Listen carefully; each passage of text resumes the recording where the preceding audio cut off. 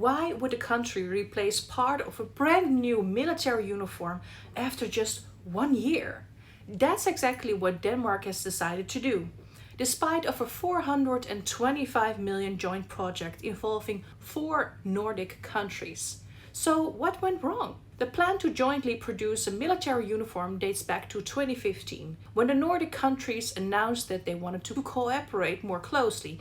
In 2018, the 4 countries shared their requirements for the uniform package, allowing suppliers to submit bids. A year later, the countries tested the first uniforms, but the pandemic disrupted the schedule. As a result, the project was temporarily paused. In early 2022, Denmark, Finland, Sweden and Norway finally signed the contract for the new military uniform together, known as the Nordic Combat Uniform system. The clothing package marked the first joint uniform producement by the 4 countries. The project has a value of €425, while a complete clothing package for 1 service member costs more than €2,000. The countries receive essentially the same clothing package, including male and female fits. The only difference is that each country retains its own camouflage pattern, allowing them to remain distinguishable from one another.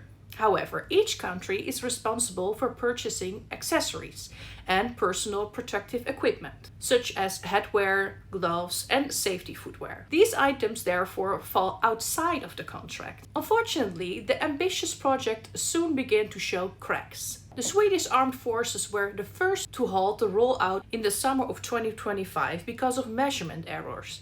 Since some persons had been measured incorrectly, there was a surplus of a small and extra small uniforms, while too few large uniforms were available. According to the organization, staff had to record 19 different measurements for each person, with leg lengths causing particular problems. Because of these issues, the Swedish Armed Forces decided to hire professionals to carry out the measurements. In the autumn of 2025, the Norwegian military publication Forsvarens Forum reported problems with the trousers.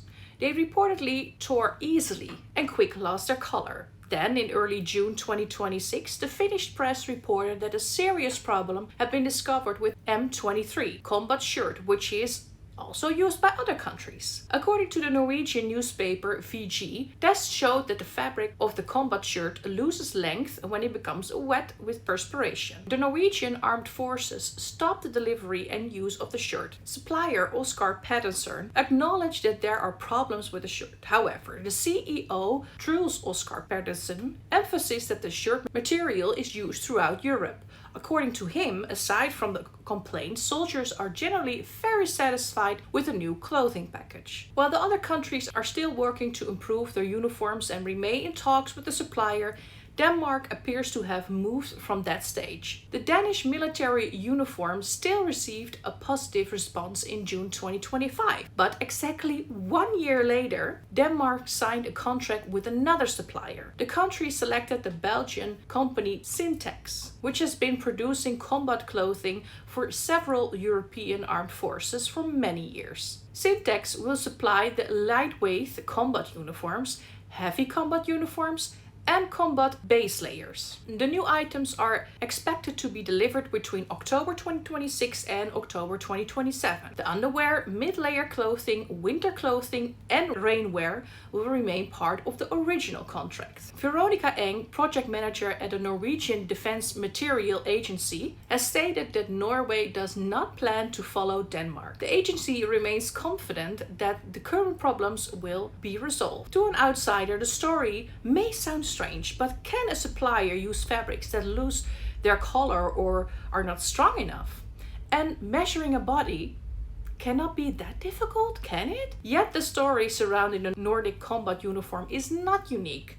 The Ukrainian military has experienced similar problems involving the sizing of women's equipment. Research published in 2025 found that more than 40% of the female personnel received winter boots in the wrong size, while 2/3 also received summer uniforms that did not fit properly. Problems with fabrics are not unusual within the military either. Unusually, however, the situation works in the other way around. An existing uniform fails to meet requirements, so a new one is purchased. In this case, the problems emerged with the new uniforms themselves. Similar issues have also been occurred outside of the military. Lawsuits involving American Airlines and Delta Airlines, for example, claimed that the new uniform fabrics caused skin irritation and even illness among employees. We see this less often with military uniforms because they generally undergo far more extensive testing than workwear in most other industries. Researchers regularly study the effects of materials, fit, and performance in the field, increasingly combining field trials with research into nanotechnology and other innovations. But uniforms are still designed and produced by people. And whenever people work, mistakes can happen. In some cases, nobody can determine exactly why something went wrong. Climate conditions could play a role, the fabric may react differently when combined with other materials, or a manufacturing error could be responsible. Whatever the cause, quality and safety come first. And if Denmark believes that part of its military uniform no longer meets those standards, it is hardly surprising that the country has decided to choose another supplier.